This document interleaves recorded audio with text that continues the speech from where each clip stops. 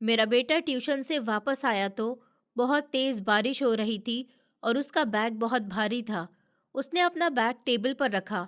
मैंने बैग खोला तो उसमें बुक्स की जगह नोटों की गड्डियां और एक पिस्टल रखा हुआ था। मैंने घबराकर बेटे से पूछा कि बेटा, ये क्या है? ये किसने दिया है? तो उसने बहुत मासूमियत से कहा था कि डैडी, वो अंकल कह रहे थे कि ये सब कुछ अपने घर पहुंचा दो, वरना वो आपकी वीडियो लीक कर देंगे, जिसमें अगस्त की तेज हवाएं सड़कों पर राज कर रही थी और हाई कोर्ट की बड़ी बिल्डिंग के बाहर खड़ी मेरी सरकारी गाड़ी के शीशे पर बारिश की बूंदें लगातार टप टप गिर रही थी।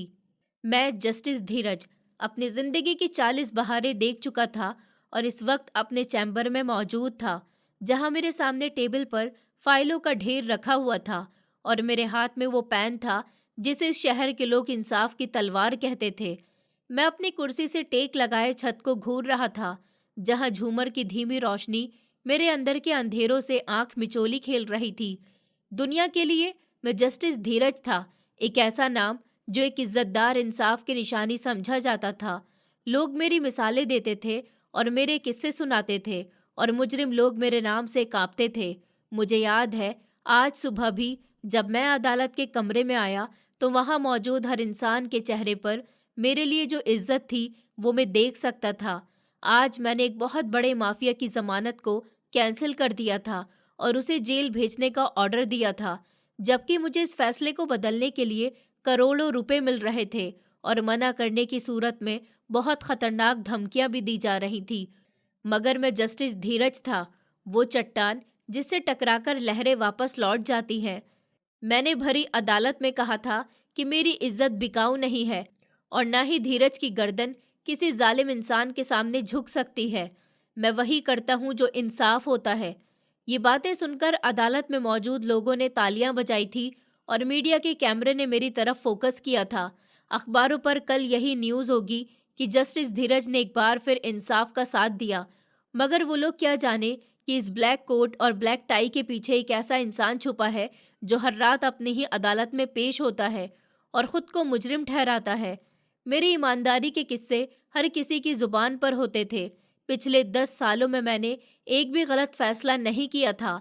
मैंने हमेशा मेरिट पर फैसले करने चाहे, चाहे मेरे सामने मेरा सगा भाई ही क्यों ना खड़ा हो। मैंने कानून की इज्जत को कायम रखा। यही वजह थी कि शहर के बड़े बड़े टाइकून और मुजरिम लोग मेरे खून के प्यासे थे। मेरी सिक्योरिटी बहुत सख्त थी। मेरे घर के बाहर बहुत सारी सिक्योरिटी का पहरा होता था और मेरे बच्चे स्कूल भी गार्ड्स के साथ ही जाते थे। लेकिन मुझे अपनी जान का डर नहीं था। मुझे डर था तो सिर्फ इस बात का कि कहीं मेरी बीती हुई गलतियां मेरी आने वाली जिंदगी में नुकसान न कर दें। मैंने कलाई पर बंधी घड़ी देखी तो रात के 8 बज रहे थे। मुझे घर जाना चाहिए था। मेरी जिंदगी मेरा इंतजार कर रही थी। मैंने अपनी फाइलें समेटी और अपना ब्लैक कोट उतारकर हैंगर पर लटकाया और अपना बैग उठाकर बाहर निकल आया। मेरे बॉडीगार्ड्स मेरे साथ चल रहे थे।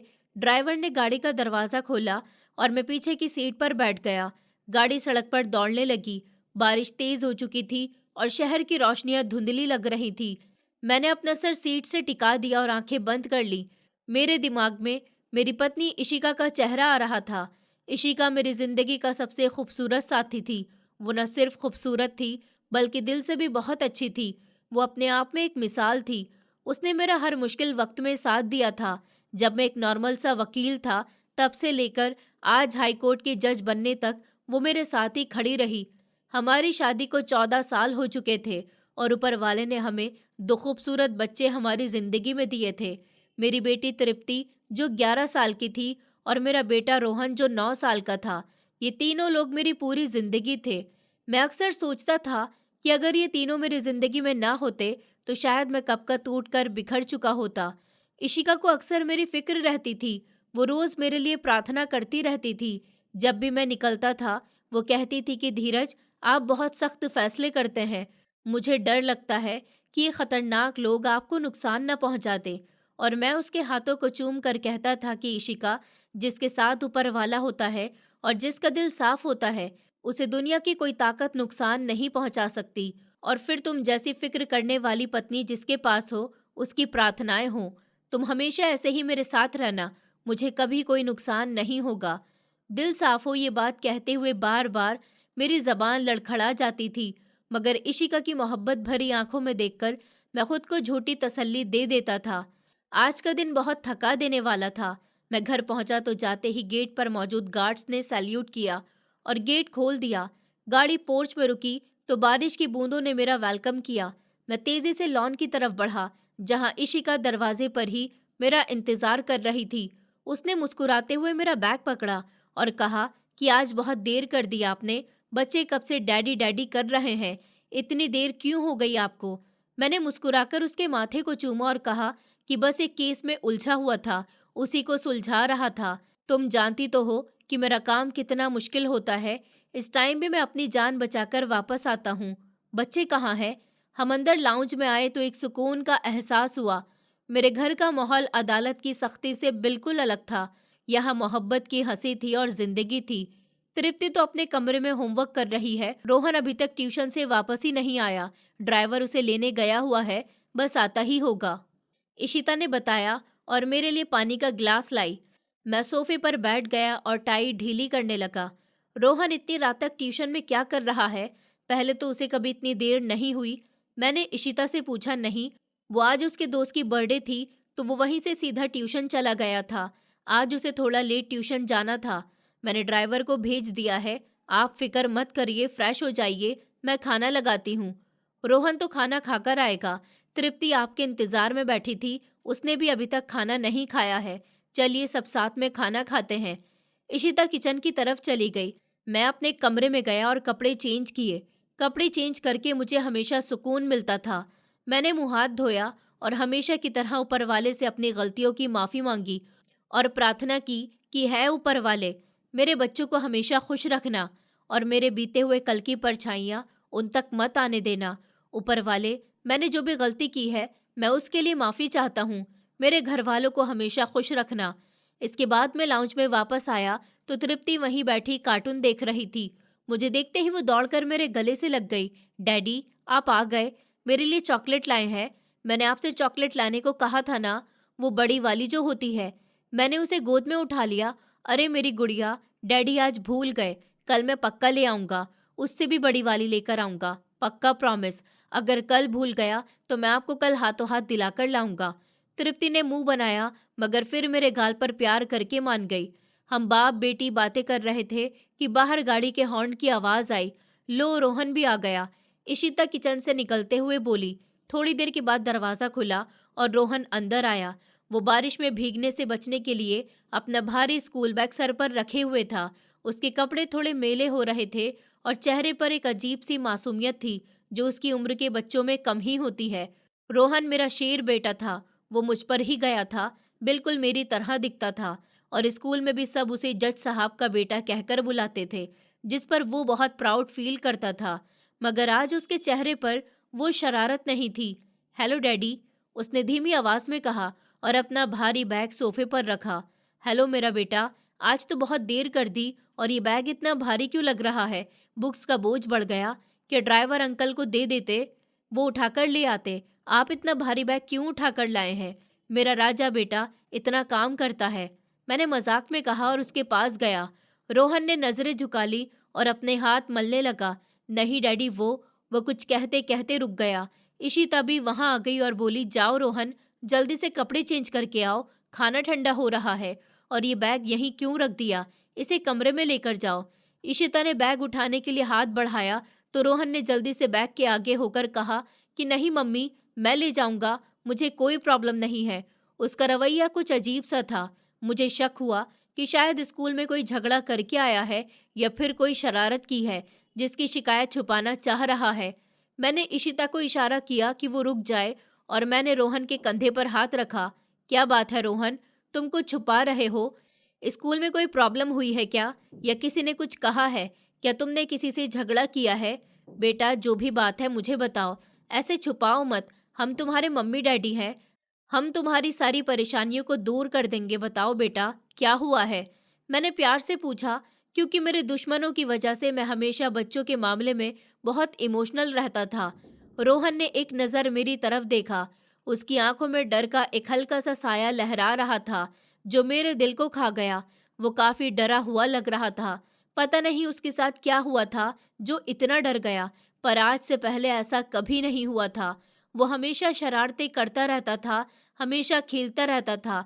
ट्यूशन से आते ही वो मस्ती करने में लग जाता था, लेकिन आज वो बिल्कुल खामोश था। मेरे पूछने पर उसने कांपते होठों से कहा कि डैडी, वो एक अंकल मिले थे रास्ते में।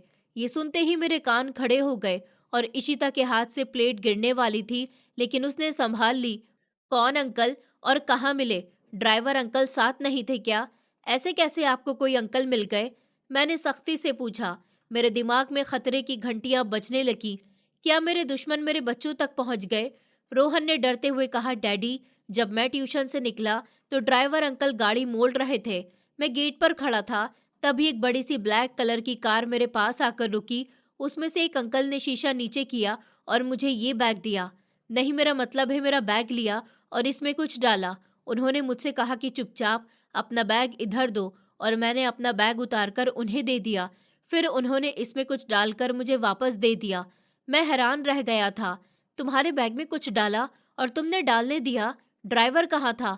तुम ऐसे किसी अंकल की बात कैसे सुन सकते हो? हमने तुम्हें कितना समझाया है, किसी भी अनजान इंसान से बातें मत किया करो, ना ही किसी की बात सुना करो। बस सीधा ट्यूशन जाया करो और ड्राइवर अंकल के साथ वापस आया करो। तुम उनसे अलग ही क्यों हुए थे? तुम उनके साथ ही रहते। रोहन रोने वाला हो गया था। डैडी, वो बहुत ही खतरनाक लग रहे थे। उन्होंने कहा था कि शोर मत मचाना, वरना ड्राइवर को गोली मार देंगे। उन्होंने कहा, अगर तुमने शोर मचाया तो हम तुम्हें भी उठाकर ले जाएंगे। ये सुनकर इशिका ने चीख मारी और रोहन को गले लगा लिया। डर के मारे मेरा खून खुश्क होने लगा। फिर क्या हुआ? उन्होंने क्या क्या कहा? उन्होंने आपको कोई चोट पहुंचाई? मैंने खुद को कंट्रोल करते हुए पूछा। रोहन ने ना के इशारे में सर हिलाया और सोफे पर पड़े बैग की तरफ इशारा किया। उन्होंने कहा है कि ये बैग अपने डैडी को देना और कहना कि। रोहन खामोश हो गया। कहना क्या बेटा? बोलो बेटा, डरो मत, मैं हूं ना, मैं आपको कुछ नहीं होने दूंगा। बताओ, उन्होंने आपसे क्या कहा? मैंने उसे हौसला दिया। रोहन ने मासूमियत से कहा कि उन्होंने कहा है कि तुम्हारे डैडी तक पहुंचा दो और कहना कि ये रख लीजिए, वरना वो आपकी वो वाली वीडियो लीक कर देंगे जिसमें। रोहन को शायद आगे की बात याद नहीं रही, उसे समझ नहीं आया, लेकिन वीडियो शब्द सुनते ही मेरे पैरों के नीचे से जमीन निकल गई। 14 साल पहले की जाने वाली वो गलती जो मैंने 14 साल पहले ही पीछे छोड़ दी थी, अचानक मेरे सामने आकर खड़ी हो गई। वीडियो? कौन सी वीडियो? क्या किसी ने मुझे देखा था या कोई और चाल है? मैंने तेजी से सोफे पर पड़े रोहन के बैग की तरफ हाथ बढ़ाया। सच में बैग बहुत भारी था, आम किताबों से कहीं ज्यादा भारी। मेरे दिल की धड़कनें बहुत तेज हो रही थी। इशिका भी डरी हुई नजरों से मुझे देख रही थी। धीरज, क्या है इसमें? कहीं कोई बम तो नहीं है? बहुत ध्यान से देखिएगा। इशिका ने अपने दिल का डर बताया। नहीं, बम होता तो अब तक फट चुका होता, वो इतनी देर तक नहीं रुकता। मैंने डरते हुए दिल से बताया और बैग की जिप पर हाथ रखा। मेरे हाथ कांप रहे थे। मैं जो रोज अदालत में इतने मुजरिमों को मौत की सजा सुनाते वक्त नहीं डरता था, आज अपने बेटे का स्कूल बैग खोलते हुए मेरे हाथ कांप रहे थे। मैंने एक झटके से जिप खोली और अंदर झांका। बैग का मुंह खुलते ही नोटों की एक खुशबू मेरी नाक से टकराई। अंदर का नजारा देखकर मेरी आंखें फटी की फटी रह गईं। राहुल की बुक्स के बीच में नोटों की 20-30 गड्डियां फंसी हुई थी। 2000 के नए नोटों के बंडल जिन पर बैंक की मोहर लगी हुई थी। लेकिन ये सिर्फ नोट नहीं थे। इन नोटों के बिल्कुल ऊपर एक काले रंग का साइलेंसर लगा हुआ पिस्टल रखा था, जिसकी ठंडक मुझे देखने से ही महसूस हो रही थी। नोट और पिस्टल, ये कैसा मैसेज था? ये कौन सी अमानत थी और वो कौन सी वीडियो थी जिसकी धमकी मेरे मासूम बेटे के द्वारा मुझे पहुंचाई गई थी? लाउंज में बिल्कुल सन्नाटा छा गया था। सिर्फ बारिश का शोर और मेरी तेज सांसों की आवाज सुनाई दे रही थी। इशिका ने बैग के अंदर झांका और मुंह पर हाथ रख लिया। इशिका बहुत ज्यादा डर गई थी। उसकी सांसें बहुत तेज चलने लगी थी। है ऊपर वाले, ये सब क्या है? धीरज, ये पैसे, ये बंदूक, कौन लोग हैं ये? क्या तुम जानते हो? क्या तुम्हारी किसी से दुश्मनी है? धीरज, ये मेरे बेटे तक कैसे पहुंचे? मुझे बहुत डर लग रहा है। मैंने इशिका को जवाब नहीं दिया। मेरा सारा ध्यान उस बंदूक और नोटों पर था। मुझे फौरन समझ आ गया कि ये रिश्वत नहीं है, क्योंकि रिश्वत बैग में बंदूक के साथ नहीं आती। ये कोई सौदा था, किसी जिंदगी का सौदा। कोई ऐसी कीमत जो मुझसे मांगी जा रही थी या मुझे दी जा रही थी। मैंने एक नज़र अपने मासूम बेटे पर डाली, जो बहुत ही ज़्यादा डरा हुआ खड़ा था, और फिर उस बैग पर डाली। मेरा बीता हुआ कल, मेरा आज और मेरी आने वाली ज़िंदगी, सब कुछ दांव पर लगा हुआ था। मैंने कांपते हुए हाथ से बंदूक उठाई। वो भरी हुई थी। उसके नीचे एक लेटर भी दबा हुआ था, मगर मैंने अभी वो लेटर नहीं खोला। बस मेरी नज़रें उस सामान पर जमी हुई थी और मेरे कानों में राहुल की अधूरी बातें गूंज रही थी। वरना वो आपकी वीडियो लीक कर देंगे, जिसमें मेरे कानों में राहुल की बातें किसी जहर की तरह उतर रही थी, और मेरी नजरें उस काली बंदूक पर जमी हुई थी, जो नोटों के ढेर के ऊपर मौत का मैसेज बनकर रखी हुई थी। मैंने बहुत मुश्किल से अपनी आंखों को कंट्रोल किया और दोबारा अपने मासूम बेटे की तरफ देखा, जिसका चेहरा डर से पीला हो रहा था और होठ कपकपा रहे थे। मुझे अंदाजा था कि इस नन्ही सी जान पर इस बात का कितना गहरा असर हुआ होगा। मैंने खुद को संभालने की कोशिश की, क्योंकि इस वक्त में एक जज या एक बड़ा वकील नहीं था, बल्कि सिर्फ एक बाप था, जिसे अपने खानदान को इस डर से निकालना था। मैंने झुककर रोहन के दोनों हाथ थाम लिए और अपनी आवाज में बहुत नरमी लाते हुए पूछा, रोहन बेटा, तुम घबराओ मत, मैं हूं ना। मुझे बताओ कि उस आदमी ने वीडियो के बारे में और क्या कहा था। क्या उसने कोई नाम लिया था या कोई जगह बताई थी? कोशिश करो बेटा, तुम्हें कुछ तो याद होगा। क्या तुमने उनका चेहरा देखा था? क्या तुम उन्हें जानते थे? क्या वो तुम्हें पहले भी कहीं मिल चुके हैं? और उन्होंने क्या कहा था? बेटा, ध्यान से याद करो और मुझे बताओ कि वो कौन लोग थे और उन्होंने क्या कहा था। रोहन ने अपनी बड़ी बड़ी आंखें ऊपर उठाईं, जिसमें आंसू भरे हुए थे। उसने ना के इशारे में सर हिलाया और सिसकते हुए बोला कि नहीं डैडी, मुझे कुछ याद नहीं आ रहा। बहुत डर गया था मैं। उन अंकल की आवाज़ बहुत भारी थी और उन्होंने काला चश्मा पहना हुआ था। मुझे बस इतना याद है कि जब मैंने पूछा कि ये कैसा सामान है, तो उन्होंने कहा था कि ये तुम्हारे डैडी की पुरानी निशानी है। और वीडियो वाली बात सुनकर जब मैं रोने लगा, तो उन्होंने कहा था कि अपने डैडी को बस इतना बता देना, वो खुद ही समझ जाएंगे, क्योंकि समझदार के लिए इशारा काफ़ी होता है। डैडी, मैं बहुत डर गया था। आपको पता है, मुझे बहुत डर लग रहा था कि वो मुझे उठाकर ना ले जाएं, फिर मैं आपके पास वापस कभी नहीं आ पाता। डैडी, मुझे बहुत रोना आ रहा है। रोहन रोने लगा था। रोहन की ये बात सुनकर मेरे अंदर एक उलझन सी हुई थी। वो खुद समझ जाएंगे। ये बात मेरे लिए किसी सज़ा से कम नहीं थी, क्योंकि मेरा दिल गवाही दे रहा था कि मैं समझ चुका हूँ। मेरे 14 साल पहले की जाने वाली गलती, जो मैंने 14 साल पहले ही ख़त्म कर दी थी, अब वो फिर से लौट कर आ चुकी थी। मगर मेरा दिमाग अभी भी उसे मानने को तैयार नहीं था। मैं खुद को झूठी तसल्ली दे रहा था कि धीरज, तुमने कोई निशानी नहीं छोड़ी थी, तुमने हर सबूत मिटा दिया था। ये कोई धोखा है, कोई जाल है। शायद मेरे किसी अभी के फैसले से नाराज होकर किसी दुश्मन ने ये चाल चली है, ताकि मुझे परेशान कर सके। मैं उठकर खड़ा हुआ। इशिता भी भूत बनी खड़ी थी। उसके चेहरे पर हवाइयां उड़ रही थी। वो बार बार उस बंदूक को देख रही थी, जैसे वो किसी सांप को देख रही हो। मैंने इशिता के कंधे पर हाथ रखा तो वो उछल पड़ी। धीरज, धीरज, ये सब क्या है? वीडियो, निशानी, मुझे कुछ समझ नहीं आ रहा। मुझे बहुत डर लग रहा है। प्लीज धीरज, पुलिस को बुलाएं और उन्हें सब कुछ बताएं, इससे पहले कि कुछ और गलत हो जाए। मेरा बेटा बहुत मासूम है। मैं उसकी जान दांव पर नहीं लगा सकती। आप प्लीज कुछ करिए। इस परेशानी का हल निकालिए। इशिता की आवाज में बहुत डर था। मैंने उसका हाथ जोर से दबाया कि नहीं इशिता, अभी नहीं। अभी हम पुलिस को नहीं बता सकते, जब तक मुझे ये पता न चल जाए कि ये कौन लोग हैं और क्या चाहते हैं। पुलिस को बुलाने का मतलब है मीडिया का तमाशा, और मेरी और तुम्हारी बदनामी तुम जानती हो। मेरे कितने दुश्मन हैं। वो इस बात का बतंगड़ बना देंगे। वो इस बात का बहुत बड़ा फायदा उठाएंगे, और इससे हम बदनाम भी हो सकते हैं और हमारी जान खतरे में भी पड़ सकती है। इसलिए मैं अभी पहले खुद पता लगाऊंगा कि ये कौन लोग हैं, बाद में मैं इसका हल सोचूंगा। मैंने उसे समझाया, जबकि असली वजह मेरा खुद का डर था। पुलिस के आने का मतलब था बैग की तलाशी और इस राज का खुलना, जो मैं किसी कीमत पर बाहर नहीं आने देना चाहता था। मैंने नरमी से कहा कि देखो इशिता, तुम अभी रोहन को लेकर कमरे में जाओ। ये बच्चा बहुत डरा हुआ है। इसे कुछ खिलाओ और सुला दो। इसके दिमाग से इस बात को निकालने की कोशिश करो। मैं यही हूँ और इन चीज़ों को देखता हूँ कि ये क्या मैटर है। घबराने की बात नहीं है। शायद कोई गलतफहमी हुई हो। तुम बस रोहन का ध्यान रखो। इन सब की टेंशन मत लो। इसके लिए मैं हूं ना। मैंने उसके माथे को चूमा और बहुत प्यार से कहा, इशिता जाना नहीं चाहती थी, मगर मेरी आंखों में सख्ती देखकर उसने सर झुका दिया। उसने रोहन और तृप्ति का हाथ पकड़ा और उन्हें लेकर बेडरूम की तरफ चली गई। जाते जाते उसने एक बार मुड़कर मुझे देखा। उसकी आंखों में बहुत सारे सवाल थे, जिनका मेरे पास कोई जवाब नहीं था। दरवाजा बंद होने की आवाज के साथ ही लाउंज में एक गहरी खामोशी छा गई थी। अब मैं था और वो बैग था। मैंने कांपते हाथों से लाउंज के पर्दे अच्छी तरह से बंद किए कि कहीं कोई बाहर से झांक न रहा हो, और फिर वापस सोफे पर आकर बैठ गया। मेरे सामने वो बैग किसी मौत की तरह पड़ा हुआ था। मैंने दोबारा उसमें हाथ डाला। बंदूक को छूने की हिम्मत मेरे अंदर बिल्कुल भी नहीं थी, इसलिए मैंने नोटों की गड्डियों को हटाया तो नीचे एक सफ़ेद लेटर दबा हुआ नजर आया, जो पहले मेरी नज़रों से हट चुका था। ये एक सादा सा लेटर था, जिस पर कोई नाम या पता नहीं लिखा हुआ था। मैंने उसे बाहर निकाला। मेरा दिल बहुत जोर जोर से धड़क रहा था। उंगलियां सुन्न हो रही थी। मैंने लेटर फाड़ा और उसमें से एक कागज निकला। मैंने कागज को खोला।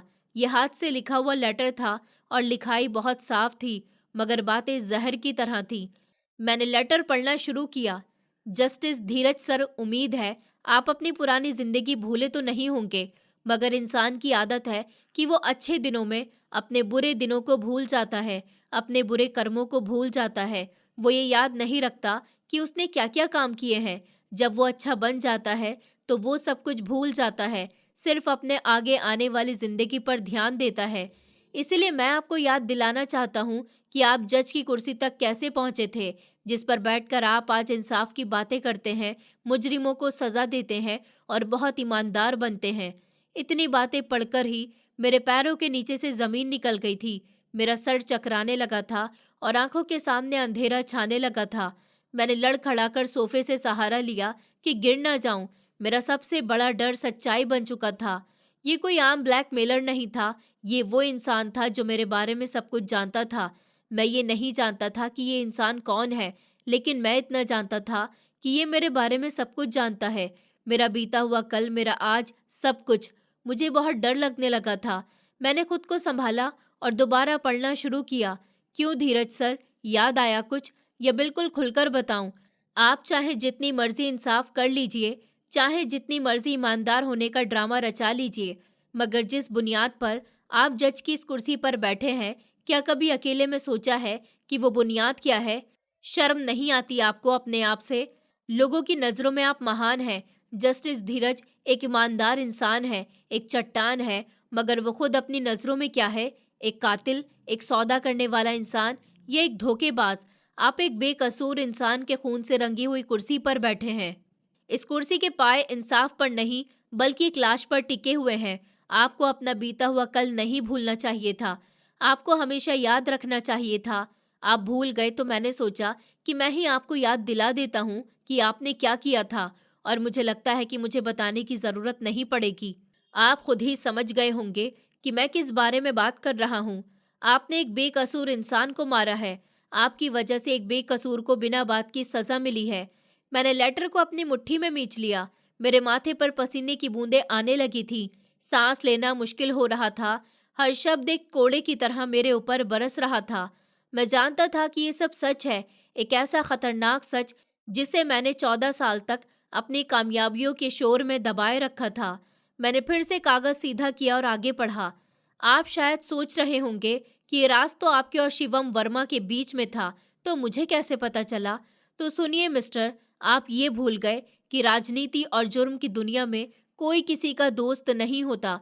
जिस आदमी को मौत देने के लिए आपने अपनी ईमानदारी का सौदा किया था, और जिस शिवम वर्मा के साथ आपने वो सौदा किया था, उसी शिवम वर्मा ने वो वीडियो सबूत के तौर पर रख ली थी, ताकि वक्त आने पर आपकी रस्सी खींच सके। मगर अफसोस कि जब आप जज बन गए तो आपके नाम की ईमानदारी जाग उठी और आपने वर्मा के गलत काम करने से इनकार कर दिया। वर्मा को ये बात अच्छी नहीं लगी और उसने गुस्से में वीडियो मुझे भेज दी, ये सोचकर कि शायद मैं इसका इस्तेमाल करूंगा। मगर मैंने भी सही वक्त का इंतजार किया, और वो सही वक्त आज है। एक बात आप याद रखना कि इस दुनिया में कोई किसी का दोस्त नहीं होता। उसने वो वीडियो मुझे बहुत पहले दे दी थी, लेकिन उसकी ज़रूरत मुझे आज पड़ी।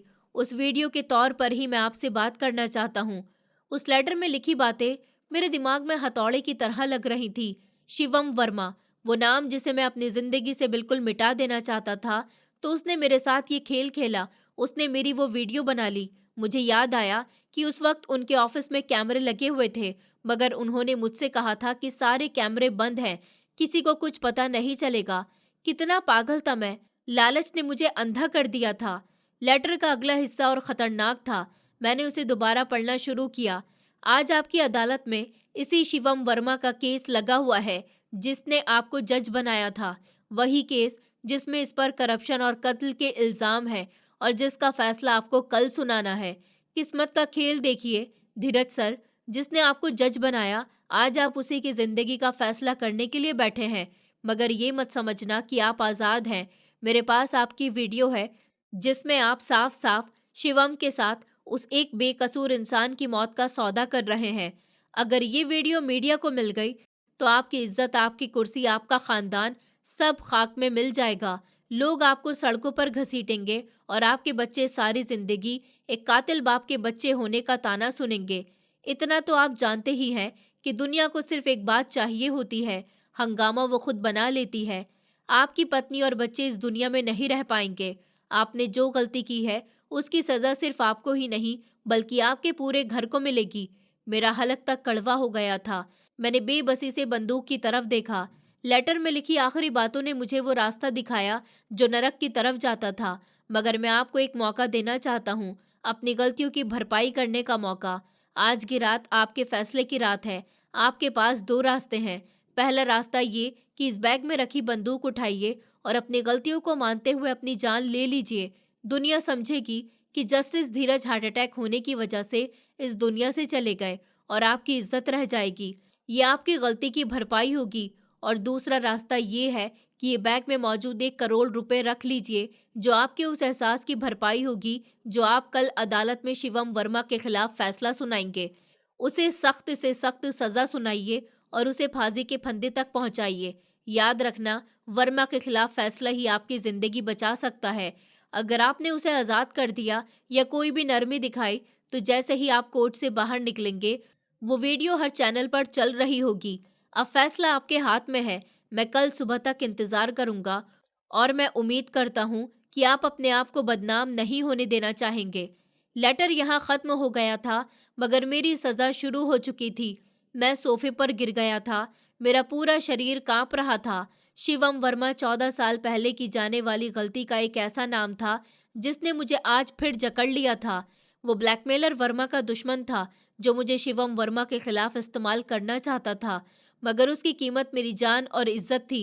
मैंने अपना सर दोनों हाथों में थाम लिया और मेरी आंखों के सामने 14 साल पहले वाला वो मंजर किसी फिल्म की तरह चलने लगा, जब मैं जस्टिस धीरज नहीं था बल्कि सिर्फ धीरज एडवोकेट था, एक मामूली सा वकील जो कचहरी के चक्कर लगाता था। 14 साल पहले की बात है। मैं जवान था, कानून की डिग्री लेकर इस उम्मीद के साथ मैदान में उतरा था कि मैं दुनिया बदल दूंगा, मगर असली जिंदगी किताबों से बहुत अलग होती है। अदालत में इंसाफ बिकता था, जज रिश्वत लेते थे और अमीर लोग कानून को अपने पैरों की धूल समझते थे। मैं दिन रात मेहनत करता था, मगर मेरे पास सिर्फ गरीब लोग आते थे जिनके पास फीस देने तक के भी पैसे नहीं होते थे। मैं किराए के घर में रहता था। इशिता से नई नई शादी हुई थी और घर के खर्चे पूरे करना मुश्किल हो रहा था। मेरी ईमानदारी मेरा मजाक बनकर रह गई थी। मेरे साथ के नालायक वकील जो रिश्वत लेकर काम करते थे और गाड़ियों में घूमते थे और मैं बसों के धक्के खाता था। मेरे अंदर एक ऐसी आग जल रही थी। मैं सोचता था कि अगर मेरे पास ताकत होती, अगर मैं जज बन जाता, तो मैं ये सिस्टम बदल देता। मैं इंसाफ करूंगा, मगर जज बनने के लिए या तो बहुत ज़्यादा तजुर्बा चाहिए था और या फिर बहुत ज़्यादा पैसे, और मेरे पास दोनों ही नहीं थे। उन्हीं दिनों में मैं शिवम वर्मा से मिला था। वो एक चालाक और ख़तरनाक इंसान था जो अपने दुश्मनों को कुचलने के लिए मशहूर था। एक दिन मुझे उसके पीए की कॉल आई कि शिवम वर्मा आपसे मिलना चाहते हैं। मैं हैरान हुआ कि मुझ जैसे मामूली वकील से शिवम वर्मा का क्या काम, मगर बेचैनी और उम्मीद मुझे उसके घर तक ले गई। वो एक बहुत बड़ा बंगला था जहां पर हर तरफ गार्ड्स और नौकर चाकर फैले हुए थे। मुझे एक बहुत बड़े ड्राइंग रूम में बिठाया गया जहां बैठकर मुझे ऐसा लग रहा था जैसे मैं किसी महल में बैठा हूं। वहां पर एक नौकरानी ने आकर मुझे जूस का गिलास दिया। मैंने उनसे पूछा कि शिवम वर्मा साहब कहाँ हैं, तो उसने जवाब दिया कि आप जब तक जूस पीजिए, वो अभी आ रहे हैं। थोड़ी ही देर के बाद शिवम वर्मा वहां पर आ गए थे। उन्होंने मेरी बहुत तारीफ की कि मैं बहुत ही अच्छा वकील हूँ। उन्होंने कहा कि धीरज, मैं तुम्हारे टैलेंट की कदर करता हूँ और मुझे अफसोस है कि तुम जैसा हीरा कचहरी की खाक छान रहा है। तुम तो हाईकोर्ट के जज बनने के काबिल हो। उनकी बातों ने मेरी दबी हुई ख्वाहिश जगा दी थी। मैंने उदासी से कहा कि सर, टैलेंट यहाँ कौन देखता है, यहाँ तो सिर्फ अपना मतलब चलता है। वर्मा साहब मुस्कुराए थे। उन्होंने सिगरेट का एक कश लेते हुए कहा था, मतलब हम बनाएंगे ना धीरज, मैं तुम्हें जज बना सकता हूँ, और वो भी इसी साल, हाई कोर्ट का एडिशनल जज। बस एक साइन करने की देर है। मेरा दिल जोर से धड़का था। ये मेरी जिंदगी का सबसे बड़ा ख्वाब था जो प्लेट में रखकर मुझे पेश किया जा रहा था। मगर मैं जानता था कि राजनीति में फ्री में कुछ भी नहीं दिया जाता। मैंने पूछा था, मगर इसके बदले मुझे क्या करना होगा सर? शिवम ने सिगरेट ट्रे में मसली और सीरियस हो गया। देखो धीरज, राजनीति में कुछ कांटे होते हैं जिन्हें हटाना पड़ता है। मेरा एक दुश्मन है ऋषभ। वो मेरे इलाके में मेरे लिए बहुत बड़ा खतरा है। उस पर कत्ल और डराने धमकाने के 50 से ज्यादा केस लगे हुए हैं, मगर वो हर बार लोगों को डराकर बाहर आ जाता है। वो इस वक्त जेल में है और उसका केस हाई कोर्ट में अपील के लिए आने वाला है। मैं चाहता हूँ कि जो जज उसका केस सुने वो मेरा बंदा हो और मेरे कहने पर मेरा काम करे। मैं खामोश रहा। वो मेरी आंखों में आंखें डालकर बोला कि मैं तुम्हें जज बना दूंगा। तुम्हारी फाइल कल ही आगे बढ़ जाएगी, मगर शर्त यह है कि जज बनने के बाद जो पहले हाई प्रोफाइल केस तुम्हारी अदालत में लगेगा वो ऋषभ का होगा, और तुम्हें पहली ही बार में जल्द से जल्द उसे फांसी की सजा सुनानी होगी। मुझे उसकी लाश चाहिए, कानून के साथ मिलकर। ये एक टेस्ट था। मेरी ईमानदारी और मेरे ख्वाहिश के बीच जंग थी। ऋषभ सच में एक मुजरिम था। शहर का बहुत बड़ा गुंडा था जिसने बहुत लोगों को मारा था। मैंने खुद को समझाया कि एक बुरे आदमी को मारना कौन सी गलती है। अगर मैं एक ऋषभ को फांसी देकर जज बन जाता हूँ तो इसके बाद मैं हजारों बेकसूर लोगों को इंसाफ दे सकता हूँ। ये राक्षस का सबसे पसंदीदा वार होता है कि वो आपको अच्छाई का लालच देकर गलती करवाता है। शिवम ने मेरी उलझन को समझ लिया था।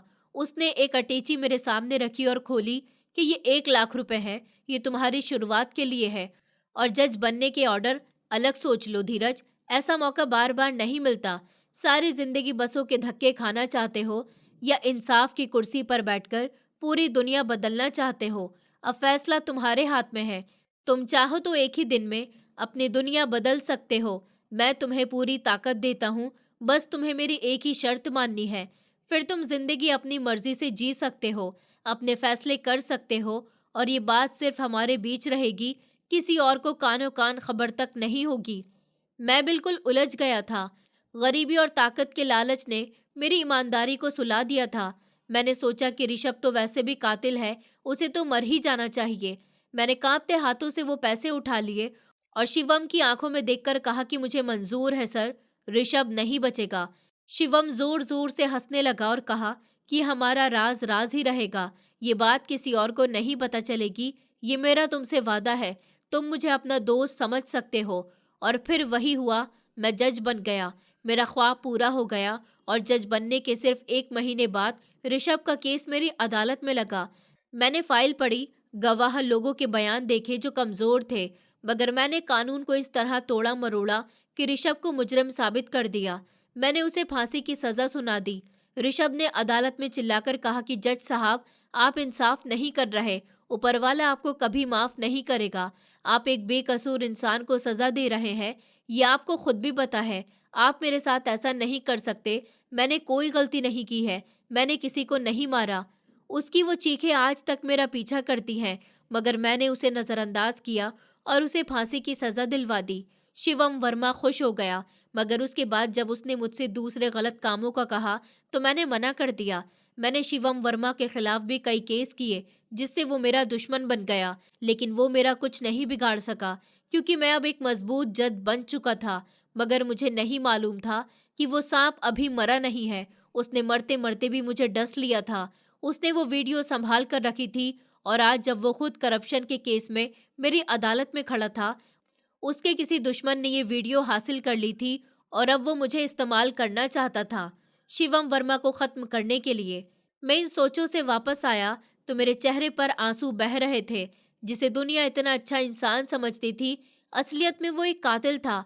मैंने गलत फैसला करके वो कुर्सी हासिल की थी और आज किस्मत मुझे मुझसे उसका हिसाब मांग रही थी। मेरे पास दो ही रास्ते थे, या तो मैं शिवम वर्मा को फांसी दे दूं, जो कि अब ब्लैकमेलर की ख्वाहिश थी, और फिर सारी जिंदगी इस नए ब्लैकमेलर का नौकर बनकर रहूं, या फिर मैं सुसाइड कर लूं और अपने बच्चों को अनाथ कर जाऊं। लेकिन सुसाइड का मतलब था कि मैंने हार मान ली और वीडियो लीक होने का डर फिर भी था। मैंने उस लेटर को एक साइड में रखा और बैग दोबारा छाना। वहां कोने में एक यूएसबी ड्राइव मिली। उसे देखकर मेरा दिल धक धक करने लगा था। मैं फौरन अपने कमरे से लैपटॉप लाया और वो यूएसबी डिवाइस उसमें लगाकर देखी। उस डिवाइस में मेरी सारी गलतियां रिकॉर्ड हुई थी। उसमें वो वीडियो मौजूद थी जिसे देखकर मेरी सांसें अटकने लगी थी। इस वीडियो में शिवम वर्मा मुझे पैसे दे रहा था और मैं उसके पेपर्स पर साइन कर रहा था। सब कुछ इतना साफ दिख रहा था। ये सब देखकर मेरी सांसें अटक रही थी।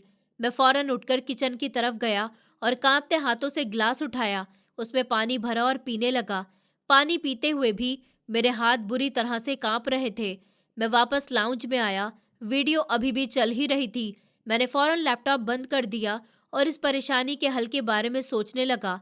अचानक मेरे दिमाग में एक तीसरा रास्ता आया। क्या मैं अभी वही धीरज हूँ जो 14 साल पहले डर गया था, या मैं सच में वो जस्टिस धीरज बन चुका हूँ जो इंसाफ के लिए जान दे सकता है? मैंने बंदूक की तरफ देखा और फिर लेटर की तरफ। एक अजीब सी उलझन मेरे अंदर जागी। मैंने फैसला कर लिया कि मुझे क्या करना है।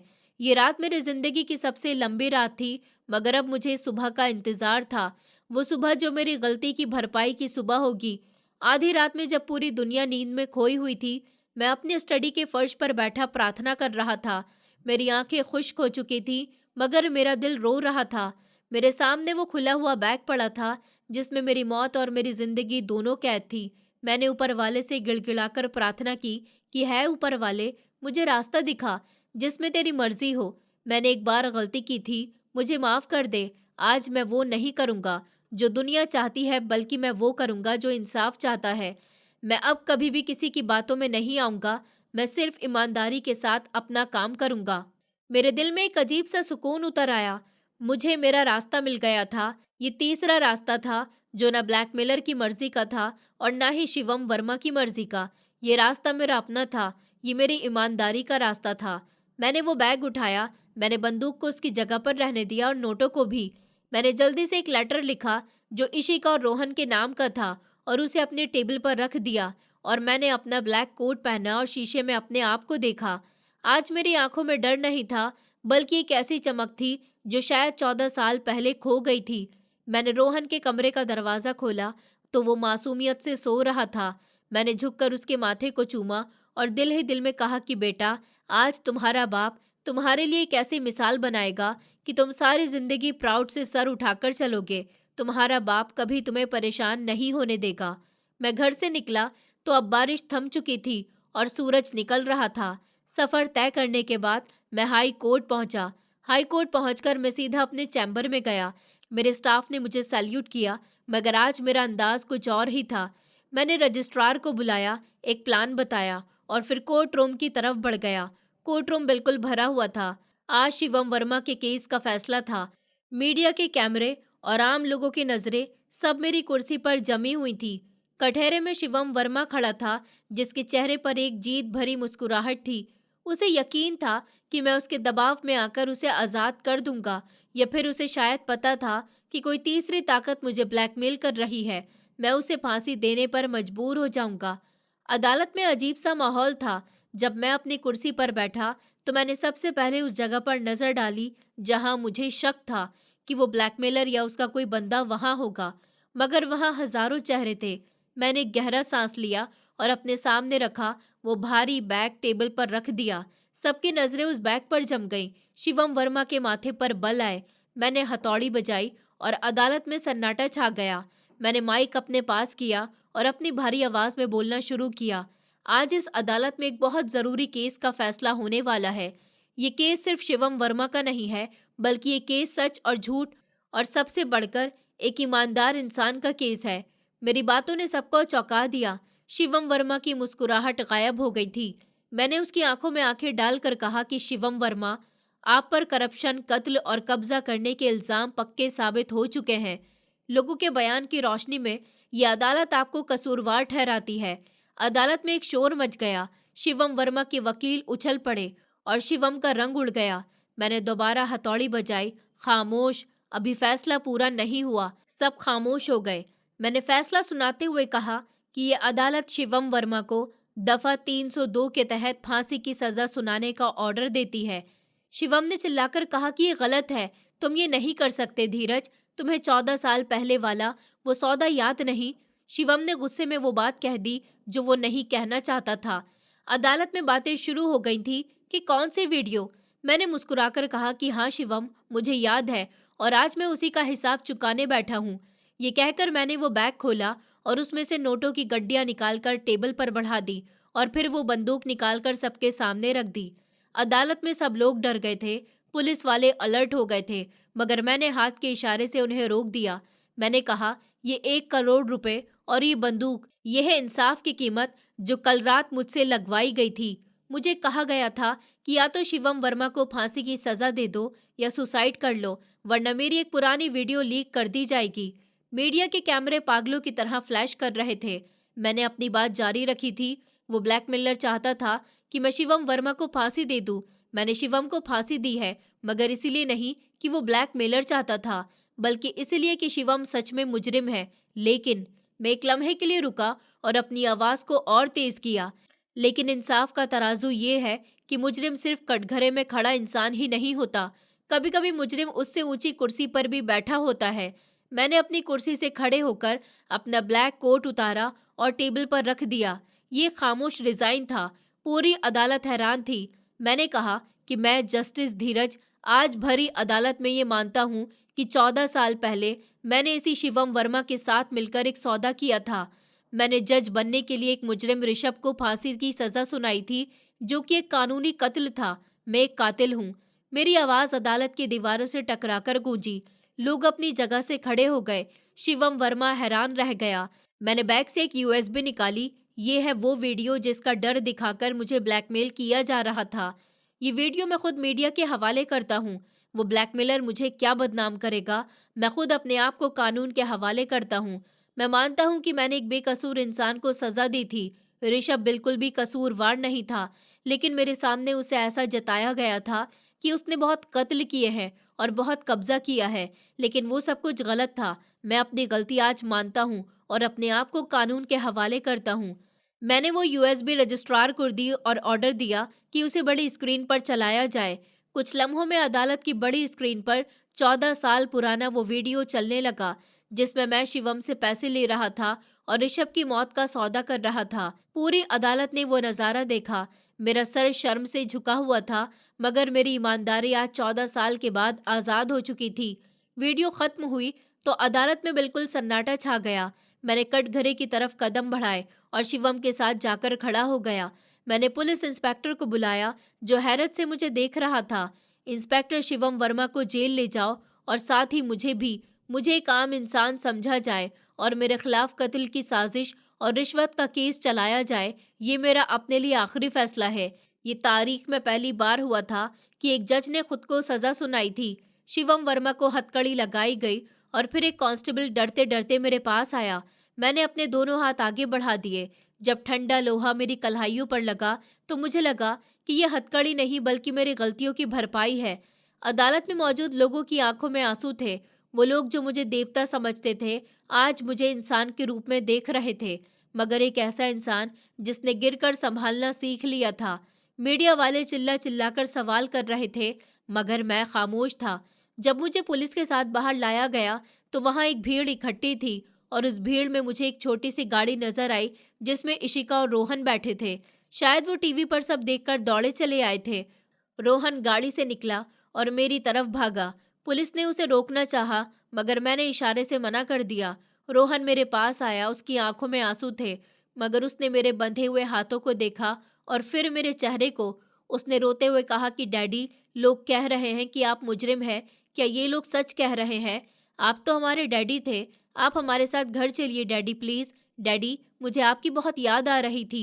डैडी, मैं आपको छोड़कर नहीं जाऊंगा। मैंने झुककर अपने बंधे हाथों से उसके आंसू साफ किए और कहा कि बेटा, तुम्हारा बाप मुजरिम था, मगर आज उसने इस मुजरिम को मार दिया ताकि तुम सर उठाकर जी सको। याद रखना बेटा, सच की कीमत बहुत भारी होती है, मगर उसकी भरपाई करना असली बहादुरी है। रोहन ने मुझे गले लगा लिया और मैंने महसूस किया कि उसके कंधे पर मेरा बोझ हल्का हो गया। डैडी, आप प्लीज हमारे साथ घर चलिए, हम आपका इंतजार कर रहे हैं। हम आपको यहाँ अकेला छोड़कर नहीं जाएंगे। प्लीज डैडी, हमारे साथ चलिए। मैंने प्यार से रोहन के गालों पर हाथ रखा और कहा कि बेटा, मैं अब नहीं जा सकता। आप सब लोग अपना ख्याल रखना। मुझे पुलिस वैन में बिठाया गया। गाड़ी में बैठी इशिता की आंखों से आंसू झलक रहे थे। पुलिस वैन चल पड़ी। मैंने पीछे मुड़कर देखा। हाईकोर्ट की इमारत पीछे रह गई थी, मगर मुझे यकीन था कि आज वहां जो फैसला हुआ वो उस बिल्डिंग का कोना कोना हमेशा याद रखेगा। मैं जेल जा रहा था। शायद फांसी या उम्र कैद मेरी किस्मत थी, मगर मैं खुश था क्योंकि मैंने ब्लैकमेल को हार दे दी थी। मैंने शिवम वर्मा को उसके अंजाम तक पहुंचा दिया था और सबसे बढ़कर मैंने धीरज को बचा लिया था। वो धीरज जो गायब हो गया था, आज वापस मिल गया था। दुनिया मुझे शायद एक करप्ट जज के नाम से याद रखे या शायद एक अच्छे इंसान के नाम से, मगर मुझे इसकी परवाह नहीं थी क्योंकि मैं जानता था कि जब मेरा बेटा बड़ा होगा तो वो करेगा। मेरे बाप ने झूठ पर जिंदगी नहीं बनाई, बल्कि सच बोलकर उसे आगे बढ़ाया, और यही मेरी असली जीत थी। इंसाफ जीत चुका था और मेरी गलती की भरपाई भी हो चुकी थी। दोस्तों, उम्मीद करती हूँ आपको हमारी कहानी पसंद आई होगी। कहानी पसंद आई है तो वीडियो को लाइक करें, चैनल पर नए हैं तो चैनल को सब्सक्राइब करें, और हाँ, नोटिफिकेशन बेल को ज़रूर दबाएं ताकि अगली अपडेट सबसे पहले आपको मिले।